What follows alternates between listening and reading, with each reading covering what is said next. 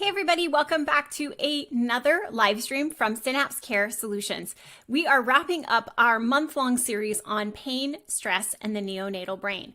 This week we have an amazing presentation from Dr. Paige Church. She is a neonatologist and developmental pediatrician, and she has coined a term of the phenotype of prematurity. And you're probably wondering, phenotype, isn't that kind of more about the physical? And she's going to explain all about what she means about a behavior phenotype of the premature infant. This presentation was from our one conference in 2019. It was in San Diego. Dr. Church couldn't be with us, and she was so gracious to do the presentation online. I know you're going to love this review of the literature around long-term outcomes of our preemies. She is so passionate about helping us to understand the connection between the NICU and long-term outcomes. She wants us to go beyond just those first few years of follow-up. So I know that this doesn't exactly fit with pain and stress, but what we've learned from the other presentations is that pain and stress can actually alter the way the brain develops. We call that dysmaturation. In this presentation, she's going to outline for you beautifully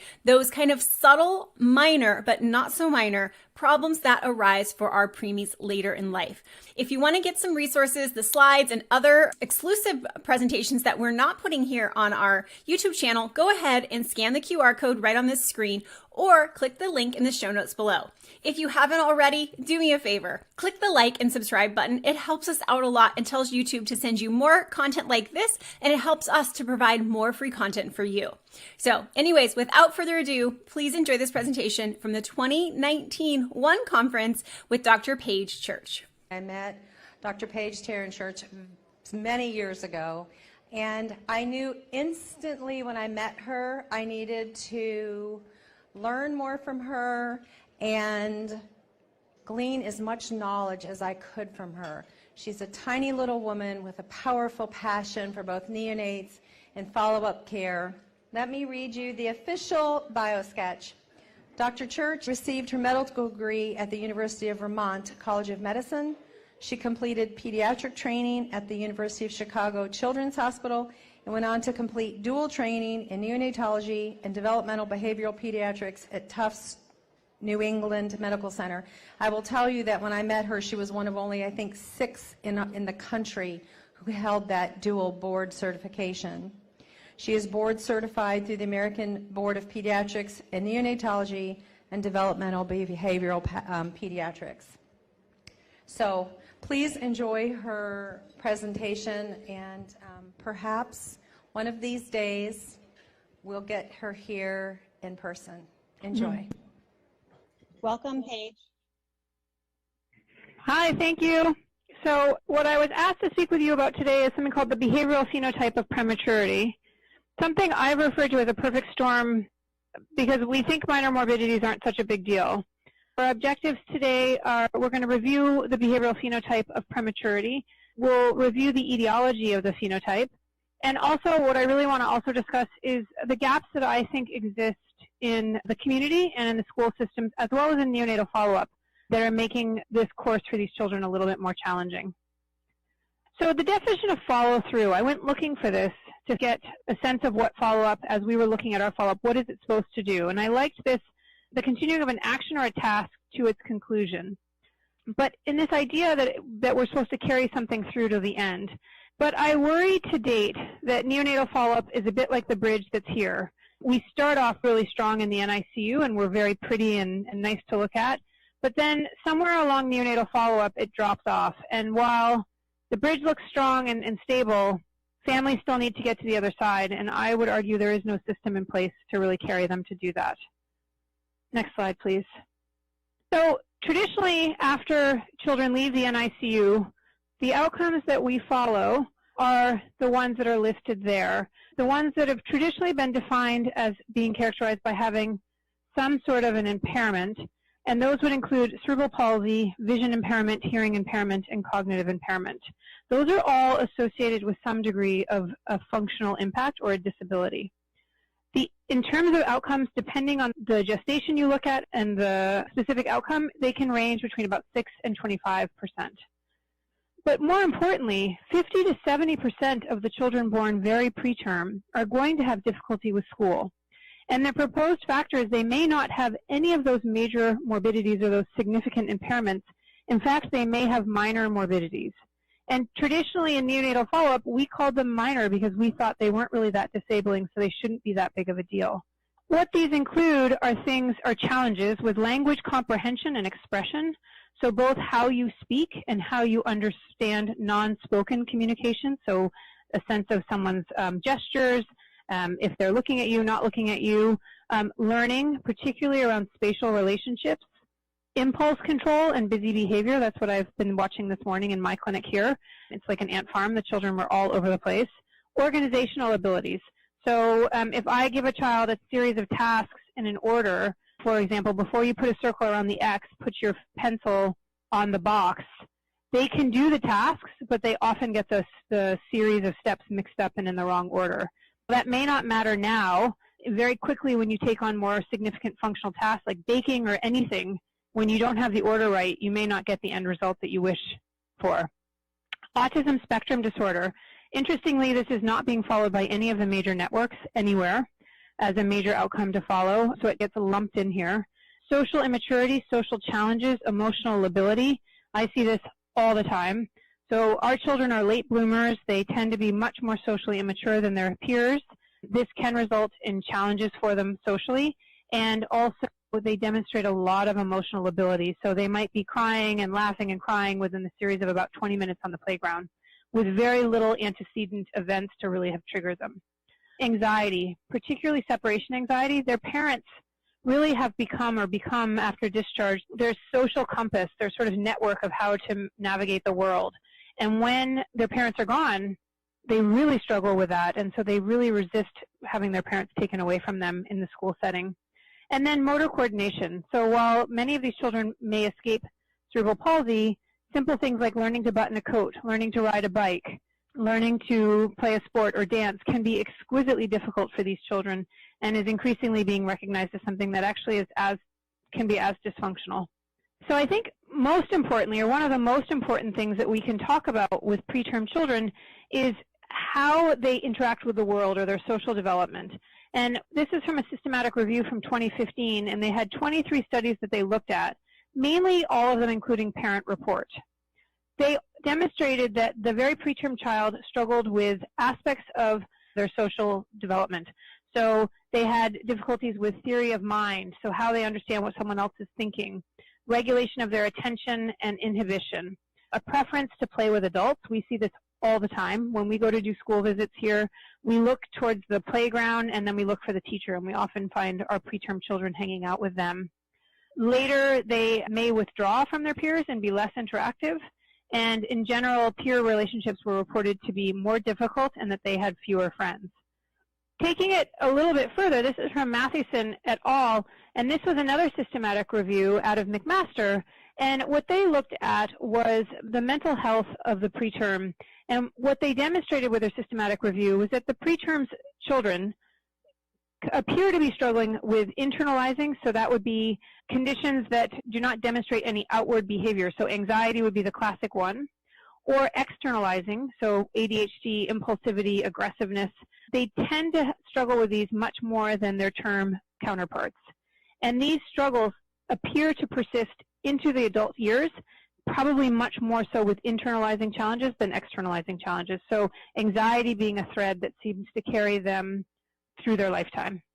And the systematic review also mentioned a greater likelihood of autism, and that is another topic that we had briefly discussed, but is really nicely addressed here by Alan Leviton's group from ELGAN.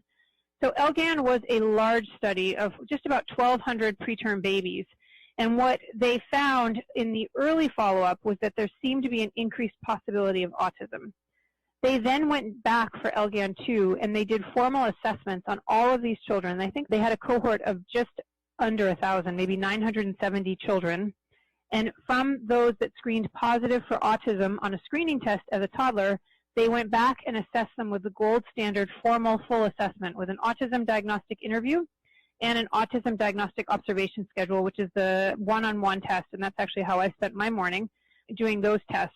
And what they found was that certainly these children, and the smallest of the children, so the 23 to 24-week children, were scoring or demonstrating a prevalence of autism that was much higher than the average child.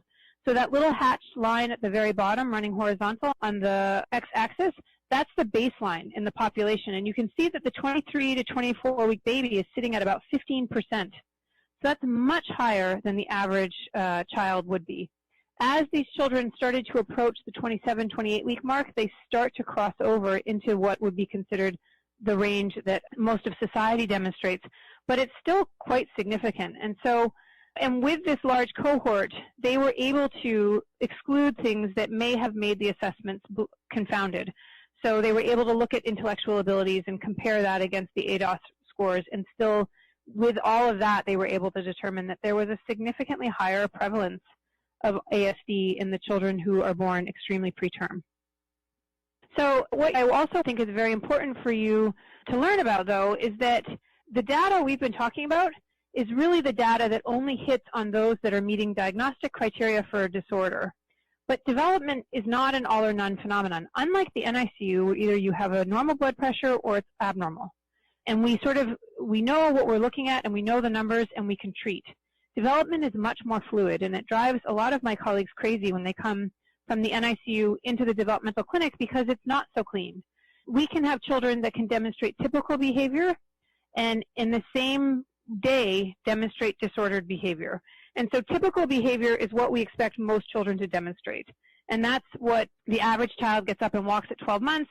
That's what we expect. Problem behavior is behavior that is often environmentally mediated. So an example would be my child. When I come home from work, it's like another child has been dropped off from the carpool. She's irritable. She is hard to discuss anything with. She has really weak attention, can't do her homework. And then you feed her and you put her to bed and she's a different child in the morning. So that's a problem behavior. It's annoying. It's annoying as all hell. But in the morning, it's like she's had a lobotomy and she's all better. That isn't a disorder because the environment was able to modify the behavior. So that is an important distinction, whereas disordered behavior, in order to have a disorder, the behavior has to be present in multiple environments. So in school, at home, in Girl Scouts, or wherever the activities are. So for example, attention would be weak and hard to control in all of these settings, not just the school setting. So when we talk about the data for the PREM, and a lot of the data I've showed you, those are children that are demonstrating disordered behavior, and the prevalence is up. There's many more children who demonstrate problem behavior, but it doesn't quite swing into the land of disordered. It doesn't mean it's not a problem, and it doesn't mean that they're successful in school. It can mean that they're really having a hard time still. What's important to know when you talk about these outcomes as they relate to our babies is that a spectrum of outcomes is possible. A child may have many areas that are problematic or even an area that is disordered, and it is very unusual to only have one isolated minor morbidity. So it would be very unusual to just have difficulty with nonverbal communication. Much more common would be nonverbal communication was weak, social skills are weak, and there's some anxiety. So these children tend to have clusters of conditions much more commonly than they have an isolated one minor morbidity. The other thing that we need to understand about these outcomes is that detection requires discrete assessments. These are not things that are going to be picked up on the traditional Bailey that's administered between 18 months and 2. That measures how many tools you have in your toolbox. It gives you a sense of what the children are going to do with those tools later on in life, but it doesn't tell you what they're building with them or how well the tools work. Are they well greased? Do they have all their parts? Have they been properly cared for? None of that is given to you. So this brings me to a point that I think is really important to stress, and this is Dieter Volke's analogy, and I loved it, so I'm using it and quoting him. But he gave a talk last year, and he talked about that all children are going to grow and flower, and all children are beautiful, and that's totally true. But the term child is a bit more like the dandelion, and the preterm child is a bit more like the orchid. Both will give you flowers, but one requires much more attention and nurturing in order to get the flowers to come and for the flowers to stay. Whereas the term child, the dandelion, will grow in much less nurturing environments and still flower. So this idea of this pattern of behaviors is something that we use a lot in developmental peds. And when I say phenotype in neonatology, we generally think of the physical expressions of a genetic condition. So it might be the transverse crease for a child with Down syndrome, or the wide-spaced first and second toe, or the certain way their faces look. But in developmental peds, the phenotype we look for is the behavioral one. So just like there's a physical presentation that comes, in developmental peds, there's a behavioral presentation that comes. And that describes that behavioral, cognitive, motor, and social strengths and challenges that are observed in a population with a common biological disorder. So if I say trisomy 21, you can think of the physical phenotype for that child, but you can also think of the behavioral phenotype for that child. And that child is known to be highly social, has the ability to develop an intellect probably low average, attention might be weak. Likewise, the premature survivors have a phenotype, and instead of it being a genetic condition that is the common biological disorder, for these little guys, it's the dysmaturation or the way that their brains developed in the ICU. This is a great image from our clinic, actually. This is what I think sums up the behavioral phenotype. This is from a 5-year-old who was asked to draw a picture of herself. At 5, we would expect a lot more. You can see the eyes are off the body, the neck is dangling there, the extremities are smushed all over the paper. And when we called the school and said, we've seen so-and-so, do you have any concerns? They thought everything was fine because she wasn't causing trouble in the classroom. She was just sitting quietly. She did later on, they came back to us and they said that they thought she was mildly intellectually disabled and could we diagnose her? And I didn't think that. There was nothing about her that made me feel that way. I think she was a prem who had the behavioral phenotype, and so we did a full neuropsych assessment, and what we found is that she had significant and dramatic learning disabilities, but not intellectual disability. And with different programming in the classroom, she had the capacity to learn just like everybody else. I don't know if you can hear the sound, but this is from a documentary called Bully, and that's Alex, and I'll let you watch it, and then I'll talk about it at the other end. Please give a big welcome to Alex Libby.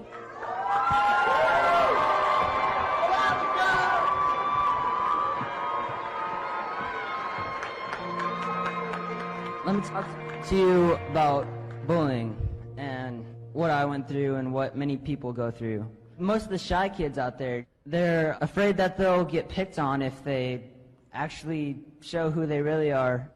Being me, I learned that it wasn't me, it was them.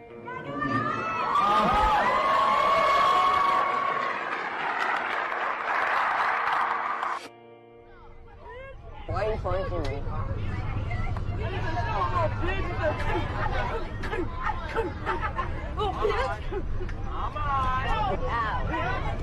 Why are you stabbing me with it? Oh. Knock your fish hooks off! Fuck. Give it to him hard!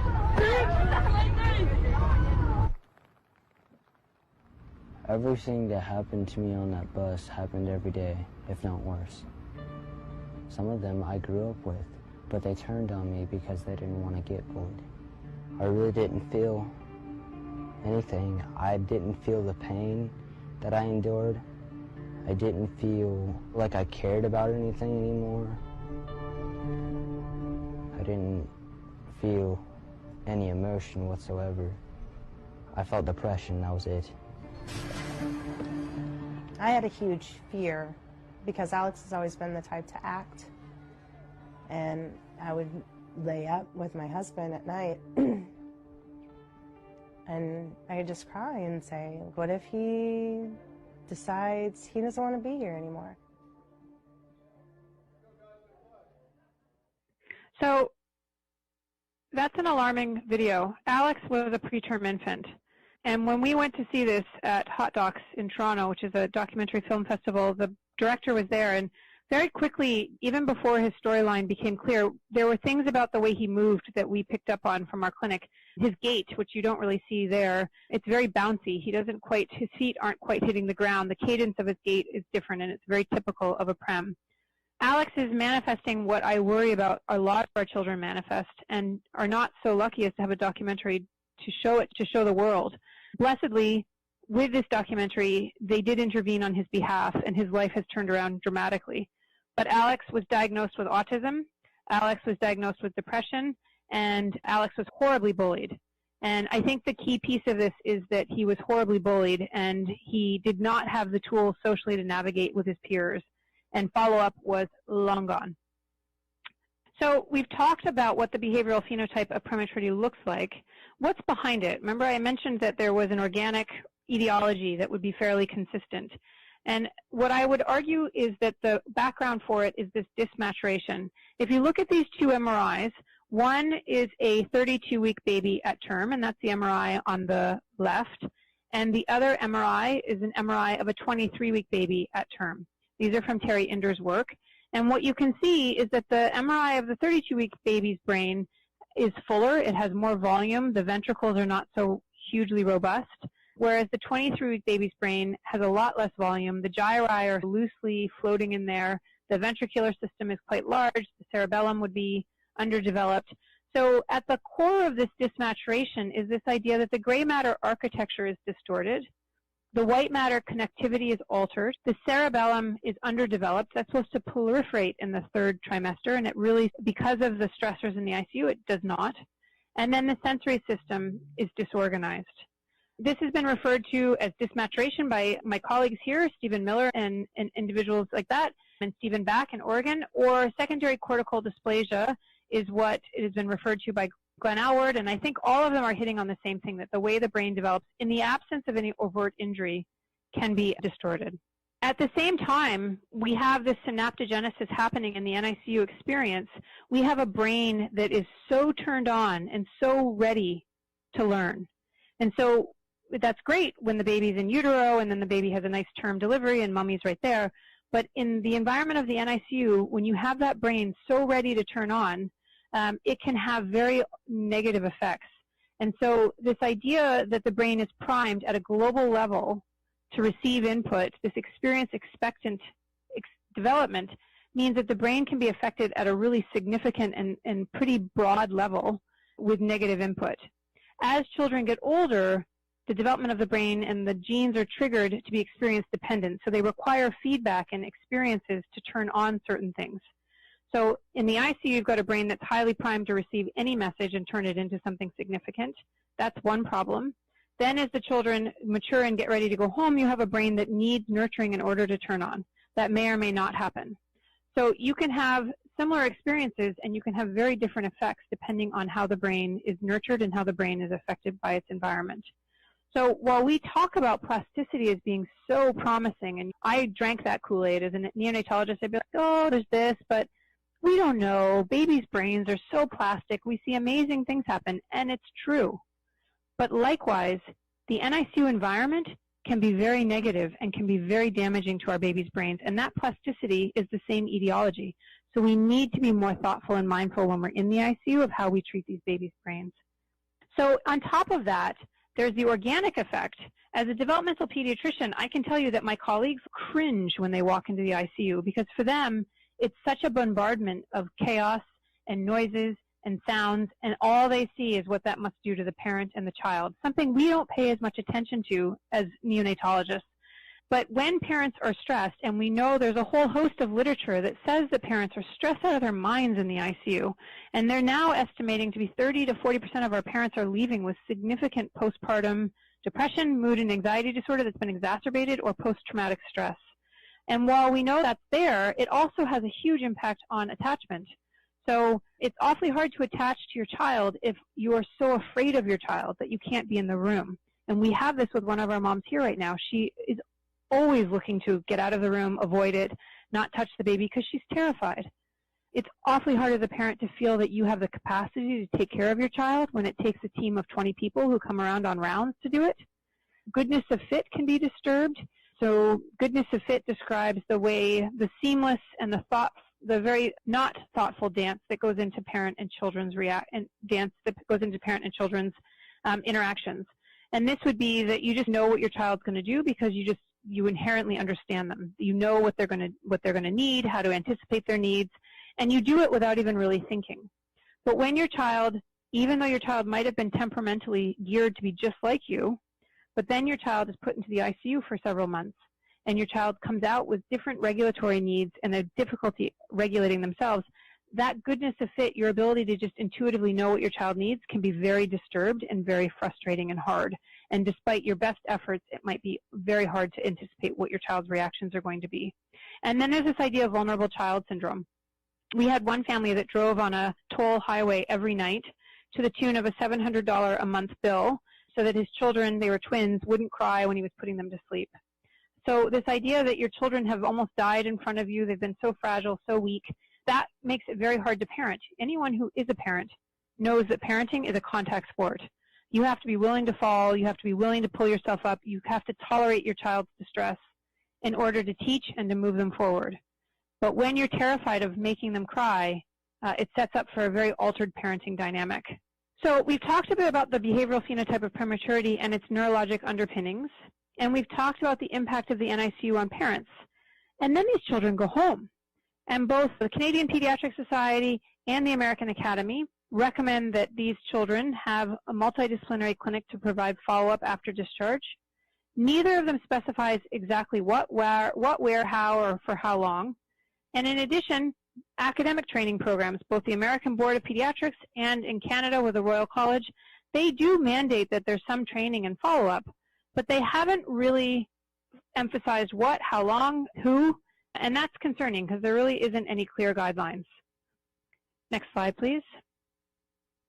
And the problem with it, though, is that many of them are structured to be in existence until they're about 2 or 3 years old.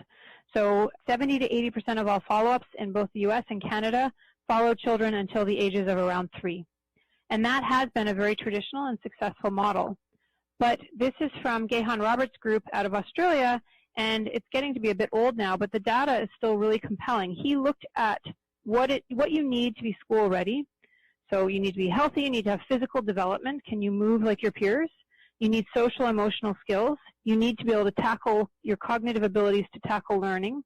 You need to be able to communicate, and you need to have the general ability to learn. And when he compared very preterm children to control classmates, what he found was that at almost every single level, the very preterm child was operating at a deficit compared to his term colleague. So while the preterm child, many of these scores are, I would tell you, are in the average range, usually which is 85 to 115, and you can look and see that almost every number is around that, but most of them are operating at a 10-point deficit. And when you combine that it's not one place that they're operating at a 10-point deficit, but it's multiple, the analogy we use in our clinic here is it's a bit like these children are driving in a snowstorm without any snow tires. So they're going to get through the day, but they're going to swerve all over the road. They're probably going to dent a few cars as they go. It's not going to be pretty. And when they go home, they're going to be exhausted because their tires will have spun exponentially more than their colleagues in class will. The problem is that all of this stuff is surfacing after follow-up has ended. So this is all coming up when these children are in school. Follow-up's long gone. Further to that, and this is similar to the data we have in Ontario, but this was from Dieter Volke's papers, and he looked at what do teachers know. So we know these kids can have trouble in school, and we've always thought the teachers will just know it. They know how to handle it. And so he interviewed them, and what he found was that their knowledge of the common things like cerebral palsy and that there's a gradient in outcome, yeah, those things were fairly strong. But when we got into the minor morbidities, hyperactivity, reading challenges, short-term memory, internalizing behavior, social skills, inattentiveness, delays, math, all of that stuff, their awareness of the preterm having a greater possibility of these challenges was very low. So we know these children are starting to blossom into having problems in the school setting, and we know that neonatal follow-up is gone, the people who know them probably best and know the evidence best. And then here's the kicker, the teachers don't know anything about it. On top of that, it's not just academic. This is from Leanne Woodward out of Australia as well, and what it looked at was peer relationships. So how are kids at making friends? And what they found was that the extremely preterm had more peer difficulties, more likely to report no close friends, and greater dissatisfaction with peers, and spent less time face-to-face interacting with them. Like that boy Alec in the documentary, bullying was a factor. So it really makes you kind of stop and think. And we have incredible neonatal care, we have incredible early follow-up, and then there's no follow-through. So several years ago, I used to do this lecture, and I felt, oh, God, there's nothing we can do. This is horrible. And then I was like, but wait a minute. I am a developmental pediatrician. I do remember I was taught some stuff. And the idea that this event, that this brain development is through dysmaturation, automatically infers that it is modifiable. So it isn't a permanent injury. It isn't, more often than not, it isn't a part of the brain that has liquefied and there's a porencephaly.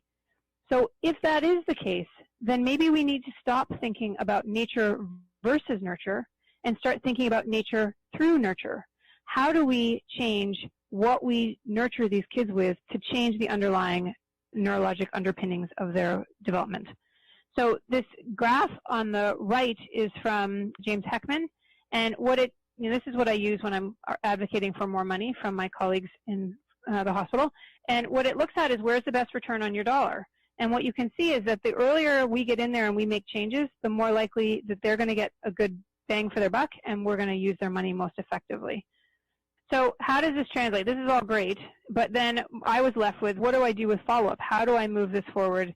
How do I start to push us to follow through? Because while we had a program that I thought was great, we followed kids until school. We were looking at how they held their pencil. We were doing all of these assessments, but what I felt like we weren't doing is we weren't actually looking at were they fitting in, were they actually successful at school.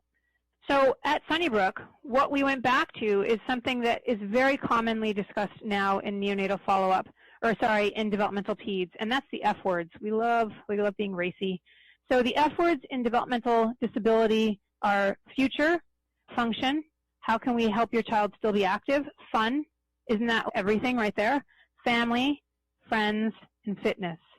And we took these as our guiding words for how we wanted to restructure our clinic, because ultimately that's what any kid cares about. They don't care about necessarily how they hold their pencil. So we've translated this into our own mission, and we have really rewritten it. We believe in these outcomes, and this took like a day of people sitting around searching their souls. We believe that there's hope for a bright future. We believe in empowered parents, and we think when we empower parents, we can help them navigate this world, recognizing that nobody's going to know their child better than them. And we believe that our kids are extraordinary, and we have to push them to be happy and thriving and not give up and not walk away. So how are we moving this forward? We're looking at outcomes that actually affect function and fun. And while we're still maintaining our commitment to measuring traditional outcomes like the 18-month Bailey, because I think that's an important quality measure, we are otherwise revamping our schedule of follow-up and focusing on these issues much more prevalently. And the first step of that is we've started a program where we're actually going into the ICU, and we're taking on some of the more chronic babies and putting them on our follow-up service, and we call it BOOST, Building Opportunities for Optimal and Smooth Transitions. And we're breaking a lot of rules. This mom, I got in big trouble for her. She had been in the hospital for upwards of 5 months. This is a classic story. We all know it. Baby weighed 385 grams.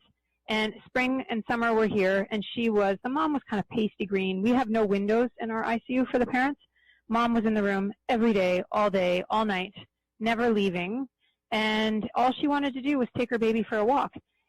And we were like a month from discharge, and the nurses were like, no, you can't take your baby outside. And I was like, well, why not? She's going to leave the hospital soon. This baby is starting to get bigger.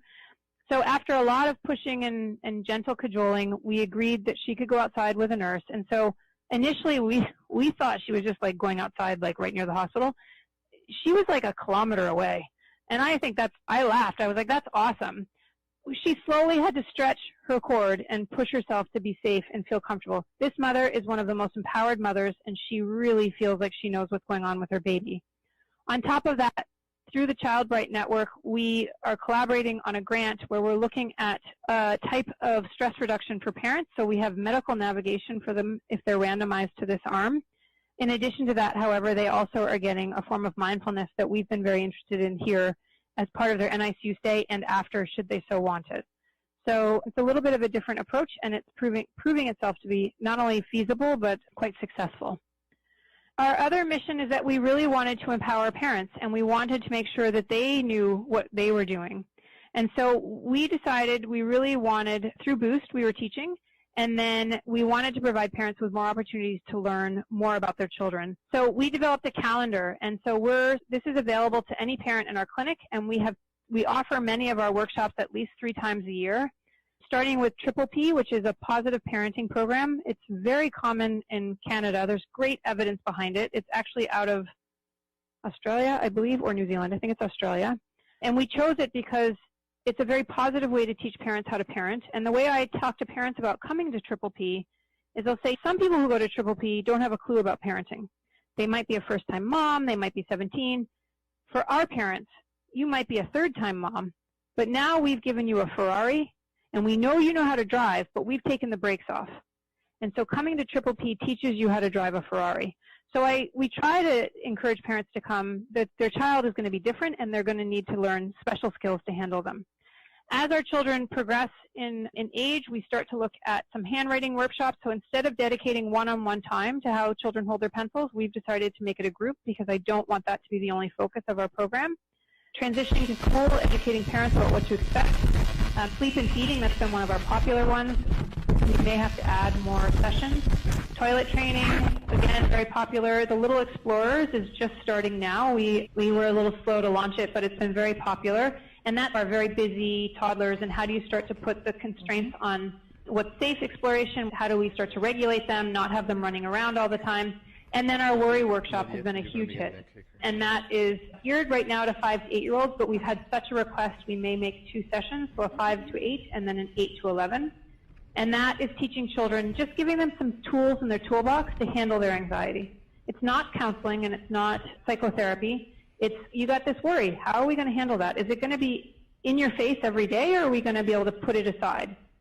And we also realized that our catchment, Ontario is large, and right now it's mainly snow-covered. We needed to find a way to reach out to families that couldn't come down and participate in all of these things. So one of the goals is we had to become much more electronically present, and that took a huge amount of time and energy for us to navigate through the hospital administration because there's all these privacy issues, blah, blah, blah. But we were able to get a follow-up site where most of our workshops are going to be eventually put up onto web videos, so parents, even if they can't come, they can get the content.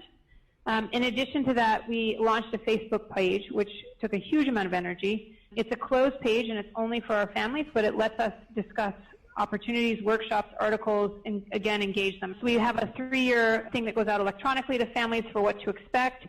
We do talk about screen time, and specifically the screen time I would recommend. I think Fred Rogers was incredible at teaching people how to be good neighbors. Ultimately, that's the same thing as how do you deal with your peers. So all of this is embedded into the Facebook and into the website. So as we translate this into the children, and we are continuing to look at it, we want to make sure we're building opportunities for them to have all of the things that they need. And so one of the things we did is we looked at our staffing, and we decided if we were going to focus on social success, we really needed to look at behavior. And so we've hired a behavioral analyst who is helping to guide us with evidence-based strategies for behavior management. We're looking at approaches to examining function and behavior and looking at contextualizing what's driving it. And like I said, we have all the workshops that we've talked about already. We've also aggressively recognized that mental health isn't something we can continue to pretend doesn't exist. So that's Kate. She's actually one of our paid parents. Kate is now, she has a master's in education and is just tremendous. And Kate has been hired by the hospital to examine all of Ontario for what's out there for mental health. What do we have? What do we need? And what's working? And so Kate's working with our families, those are her 2 daughters, in our program as well as in Ontario at large to find out what worked for them, what didn't work, and then we're going to develop a dashboard so we have a better sense of what's out there for mental health. There's a lot of stuff, and it's the same in the U.S. It's starting to become available, but often we don't know what it takes to get into it, what the criteria are, and how to get in touch with it. So that's what we're trying to create a whole dashboard for. So in conclusion, the behavioral phenotype of prematurity is associated with a chance for increased difficulty functionally. I think the biggest issue is that there are huge gaps in the resources, but that the resources do exist. And I would argue that we really need radical changes in follow-up in order for it to be true follow-up and not just lip speak. And then that's my team. I have an incredible team. The parents are incredibly active and vocal, and everybody has access to all of our emails. I will say that parents, the emails are all up front. They email us as they need to. I find it's a very nimble way to communicate with families. And I'm lucky. I have an incredible team that has taught me a ton about all of this and has provided a lot of guidance. So we're very lucky. And then that's my email, and that's my little monkey on the left. And any questions? Preventative measures. What are preventative measures we can do in the NICU to help decrease minor morbidities? Felix, drop the audio for a sec.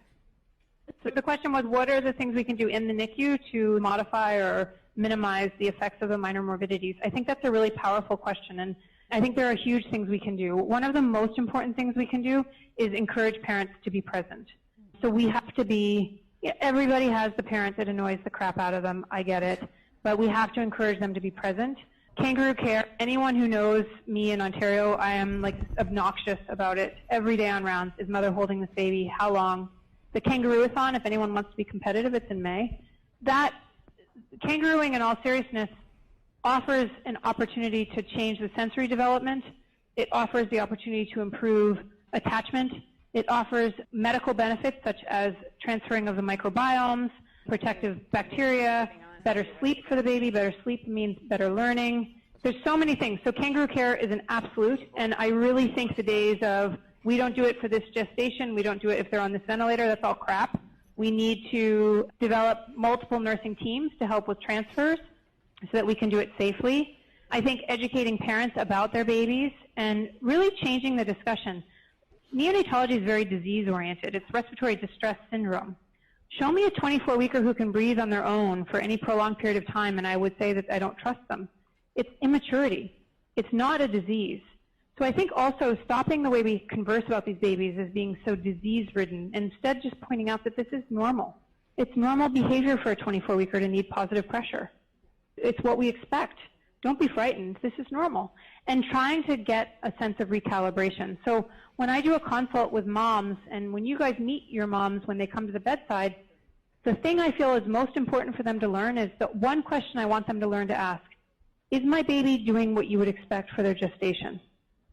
If the answer is yes, then hopefully it can help them relax and recognize that they're okay. If the answer is no, then they need to ask why not. But more often than not, the answer is yeah, your baby is doing it. It's a lot of discussion about TPN and ventilator settings and antibiotics, but this is normal for a 24-weeker. So you're okay. And just trying to de-escalate the anxiety.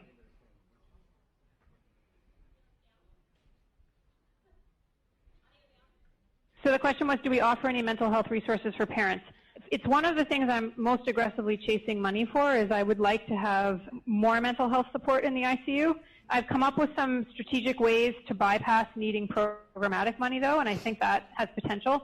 For example, in the U.S. and in Canada, for some models, billing is fee-for-service. So you see a person, you do a service, and you get paid. It's like fishing in a stocked pond in our NICU. So my point to them was, instead of trying to use program money to bring in a specialist in mental health, why don't we encourage psychiatry to come? They could make a lot of money in a very short period of time with their bills. So I think thinking of creative ways to get more mental health support is a big one. I don't think every mother needs psychiatry and every mother doesn't want or need medication. On top of that, looking at this mindfulness with the Child Bright Network has been really powerful. Families have said that it has made a huge difference. And the type of mindfulness we have pursued is similar to that which has good evidence for autism, and that's why I chose that one, because we know that parents of children with autism live through real and unrelenting chronic stress in a way similar to these families, and so it seemed like the best model to chase. And we're finding that it's feasible. It's definitely hard. It takes a lot of time, and I think that's where we're still struggling with how to roll it out, but it's proving itself to be helpful. Okay. So those are our beginnings of taking a stab at this. The other thing we're doing is, at my request, parents are getting regularly screened with Edinburghs, and we are making sure we have our finger on the pulse of their mental health and not just speculating. And I think Boost has made a huge difference. Getting families to have one consistent provider as they transition to home for the last month or 2 months of their hospitalization when they're not critically ill. That consistency of care, putting more and more responsibility on the parents, letting them go for longer walks with their children and not policing them. We had one mother who's, I don't want any additives in my breast milk. I think there's a problem with it. We let her do it. If you don't, she's going to do it at home. But it gave her a sense of empowerment. It gave her a sense that she was in control. She ended up putting the additives back in herself within a week of discharge, but she left feeling like she was the one who was in charge, and that's what we really want. So I think those are the beginnings of making a difference towards mental health. Thank you so much, Paige. I really wish I was there. Sorry, I'm not. We wish you were here too. Take care. So we've got to the end of our last presentation in this series on pain, stress, and the neonatal brain. I really hope that this will help you to see the connection between the little things we do every day in the NICU that might have an impact on the way a baby's brain matures and develops, and even the relationships between them and their parents, how important and critical that is.